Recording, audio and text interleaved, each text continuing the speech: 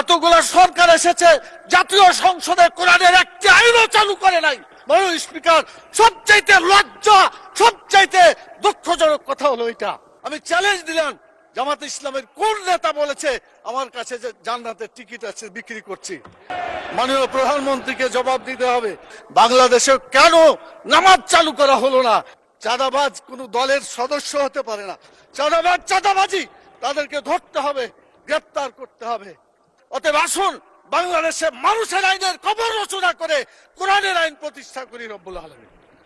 দুনিয়াতে আমরা কেউ থাকবো না, মরার পরে আমাদের আসল জায়গা। এখানে যা আলোচনা হচ্ছে সব দুনিয়া কেন্দ্রিকই আলোচনা হচ্ছে। আখিরাতে কি হবে এই চিন্তা কারো মনে নাই। আল্লাহ তাআলা সূরা আলে ইমরানের 185 নম্বর আয়াতে বলেছেন, ফামান জুহজিহা আনিন নার ওয়া উদখিলাল জান্নাত ফাকাদ ফাজ।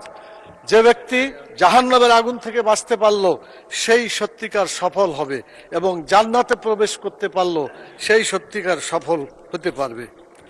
মাননীয় স্পিকার, সংসদ লবিতে ঢোকার সময় আল্লাহর প্রতি পূর্ণ আস্থা এবং ঈমান, এটা দেখার পরে মনে হয় যে আল্লাহর প্রতি যদি ঈমান থাকে তাহলে তো আমাদের আইনের উৎস আল কোরআন, কোরআনের বিধান বাংলাদেশে চালু হওয়া উচিত ছিল। মাননীয় স্পিকার, 90% জন মানুষ যারা কোরআনে বিশ্বাস করে, এই কোরআনে যে বিধানগুলো আছে 6666টি আয়াতের মধ্যে not less than 1000 আয়াত belong to the positive order and not less than 1000 আয়াত belong to the negative order। 1000 আয়াত আছে যেগুলো হাবোধক আইন, 1000 আয়াত আছে যেগুলো নাবোধক নিষেধ।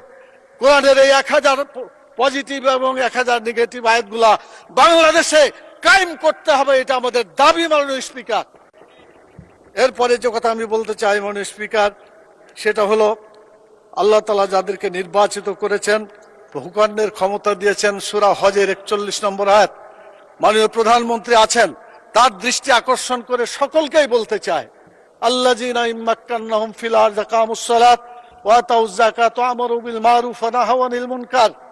যারা রাষ্ট্র ক্ষমতা পাবে তারা দেশে নামাজ চালু করে মানুষের চরিত্র ভালো করে দেবে, এবং যাকাত চালু করে মানুষের ক্ষুধা, দারিদ্র, বেকারত্ব দেশ থেকে তারা বিতাড়িত করবে। ভালো কাজ করে মানুষকে শান্তিতে থাকতে দেবে, খারাপ কাজ বন্ধ করে অশান্তির আগুন থেকে মানুষকে রক্ষা করবে। কিন্তু দুর্ভাগ্য, আওয়ামী লীগ এসেছে 6 বার, বিএনপি 5 বার, জাতীয় পার্টি 2 বার, এতগুলা সরকার এসেছে, জাতীয় সংসদে কোরআনের একটি আইনও চালু করে নাই। মাননীয় স্পিকার, সবচাইতে লজ্জা, সবচাইতে দুঃখজনক কথা হলো এটা। আমরা চাই আমরা এদেশে কোরআনের আইন চালু করে মানুষকে মুক্তি দেব। আমি মাননীয় প্রধানমন্ত্রীকে বলবো, আপনাকেও জিজ্ঞাসা করা হবে, আমাকেও করা হবে, বাংলাদেশে কেন নামাজ চালু করা হলো না? কেন যাকাত চালু করে ক্ষুধা, দারিদ্র, বেকারত্ব দেশ থেকে দূর করা হলো না? কেন ভালো কাজ চালু করে মানুষকে শান্তিতে থাকতে দেওয়া হলো না? কেন খারাপ কাজগুলো বন্ধ করে অশান্তি থেকে মানুষকে রক্ষা করা হলো না? মাননীয় স্পিকার, আমি আপনার মাধ্যমে মাননীয় প্রধানমন্ত্রী সহ আইনমন্ত্রী পাশে বসে আছেন, তারা জবাব দিবেন এবং বলবেন তাদের দায়িত্বটা কি। সময়ের সাথে সাথে দেখা যায় নিত্য নতুন প্রয়োজন, রেডি থাকতে হয় প্রতি মুহূর্ত। তাই এলো ইনোভার, যেন আপনি লাইফে থাকেন রেডি প্রতিদিন। Innova, designed for now. এরপরে যে কথাটা আমি বলতে চাই, মাননীয় স্পিকার, সময় কম দেওয়ার কারণে কোনটা বলি আর কোনটা বোঝা যাচ্ছে না। মাননীয় স্পিকার, আমাদের দেশে সুদ, ঘুষ, মদ, জুয়া, জেনা, ব্যভিচার, চাঁদাবাজি, টেন্ডারবাজি যারা করে এরা কোনো দলের লোক না মাননীয় স্পিকার। কিন্তু যখন বলা হয় যে এক দল চাঁদাবাজি করে পালাই গেছে, আর এক দল চাঁদাবাজি করার জন্য প্রস্তুতি নিচ্ছে, এটা বলার পরে কোনো দল যদি রিয়াকশন করে তখন তো বোঝা যায় এই চাঁদাবাজদেরকে দলের সদস্য হিসাবে মানে গ্রহণ করা হচ্ছে। আজকে সিদ্ধান্ত হোক মাননীয় স্পিকার, চাঁদাবাজ কোন দলের সদস্য হতে পারে না। চাঁদাবাজ চাঁদাবাজি, তাদেরকে ধরতে হবে, গ্রেপ্তার করতে হবে। এরপরে যে কথা বলতে চাই সেটা হলো টিকিট বিক্রির একটা কথা বলা হয়েছে। মাননীয় স্পিকার, একটু প্লিজ।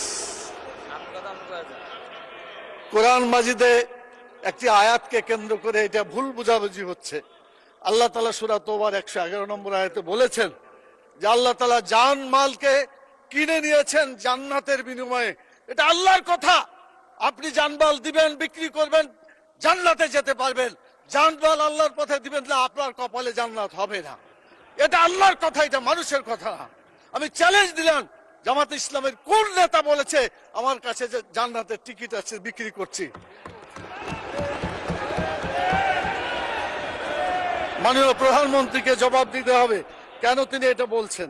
আমাদের ফখরুল ইসলাম সাহেব বলেছিলেন আমরা শরীয়তের আইন বিশ্বাস করি না, পরে অবশ্য আত্মসমর্পণ করে নির্বাচনের আগে বলেছেন শরীয়তের বিরুদ্ধে আমরা কোনো আইন আমরা পাশ করব না। তো ধন্যবাদ ওনাকে যে অন্তত তওবা করে ফিরে এসেছেন। আমরা আল্লাহর আইন চাই, আপনারা আল্লাহর আইনের বিরোধিতা করবেন না বলেছেন। অতএব আসুন বাংলাদেশে মানুষের আইনের কবর রচনা করে কোরআনের আইন প্রতিষ্ঠা করি রব্বুল আলামিন। আল্লাহ তাআলা আমাদেরকে সে তৌফিক দান করুন।